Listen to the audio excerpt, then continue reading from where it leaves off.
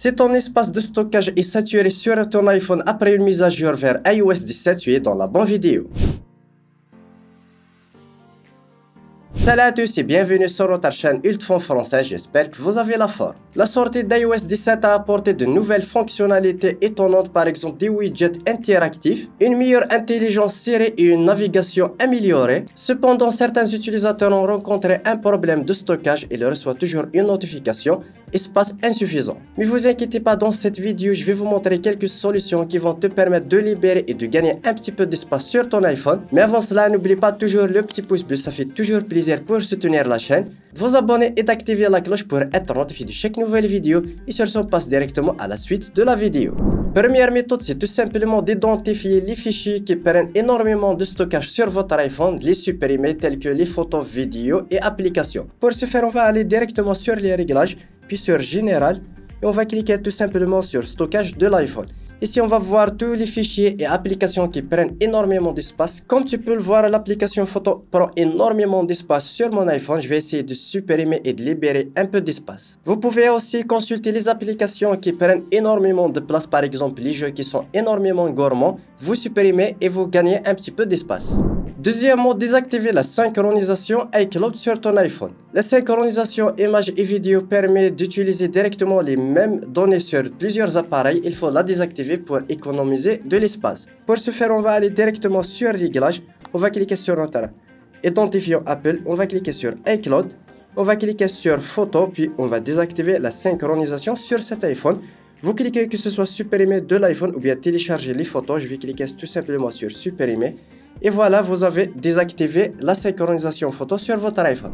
Troisièmement, supprimer le cache des applications ou bien dans Safari. Les applications sauvegardent énormément de données quotidiennement, alors pensez toujours à vider le cache pour économiser du stockage. Pour ce faire, on va aller tout simplement sur Réglages, on va cliquer sur Général, puis sur Stockage iPhone. On prend tout simplement une application, par exemple ici, et on va cliquer sur décharger l'application. Ça va vous permettre d'économiser du stockage. Quatrième solution, c'est de forcer le redémarrage de votre iPhone. Pour ce faire, appuyez sur le bouton augmenter le volume, puis sur diminuer le volume, et vous maintenez le bouton latéral jusqu'à ce que votre iPhone se redémarre.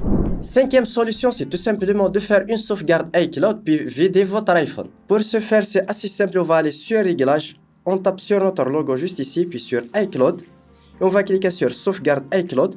On va faire sauvegarder maintenant. Ça va prendre un certain temps. Tout dépend de votre connexion et la taille de vos fichiers. Puis vous désactivez la sauvegarde dans cet iPhone et vous supprimez les données qui sont dans votre galerie mais qui sont disponibles toujours sur iCloud.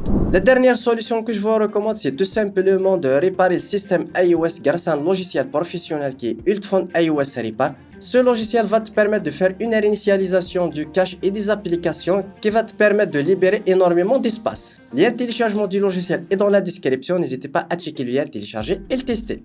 Tout d'abord, on va connecter notre iPhone directement au PC. Voici le logiciel, il a détecté directement mon iPhone. Il a plusieurs options, par exemple ici, mode de récupération, vous pouvez entrer et sortir. Vous avez ici mise à jour et dégradation d'iOS, une réinitialisation et plus d'options que je vous laisse découvrir directement sur le logiciel. On va revenir en arrière et on va cliquer directement sur commencer. On a deux options, réparation standard sans perte de données et une réparation avancée mais avec une perte de données. On va sélectionner la première option et je vais cliquer sur réparer. Ici, il va détecter la dernière version compatible avec mon iPhone. Vous pouvez la télécharger ou bien importer directement un fichier iOS. On clique sur télécharger pour télécharger la version. Ça va prendre un petit peu de temps, tout dépend de votre connexion Internet. Après le téléchargement de la version, ça m'a pris quelques minutes. On va cliquer tout simplement sur commencer la réparation standard. Il va commencer la décompression du micro-logiciel, puis il va mettre l'iPhone en mode DFU, puis il va commencer la réparation automatiquement. L'opération peut prendre entre 5 à 10 minutes, soyez un petit peu patient. Après quelques minutes, la réparation est bien terminée. Comme tu peux le voir, je vais directement configurer mon iPhone assez rapidement. Et là, je peux directement accéder à nouveau sur mon iPhone. La réparation est vraiment bien faite. Comme tu peux le voir, je peux même accéder à mes fichiers, que ce soit photos, vidéos, directement dans la galerie, comme tu peux le voir, sans perte de données sur le mode standard. C'est assez simple à utiliser. Voilà, on arrive au terme de cette vidéo, j'espère qu'elle vous aura plu. N'hésitez pas à me le faire part dans les commentaires, lâchez un gros pouce bleu pour soutenir la chaîne, de vous abonner et activer la cloche pour être notifié de chaque nouvelle vidéo. Et sur ce, on se retrouve dans une prochaine vidéo.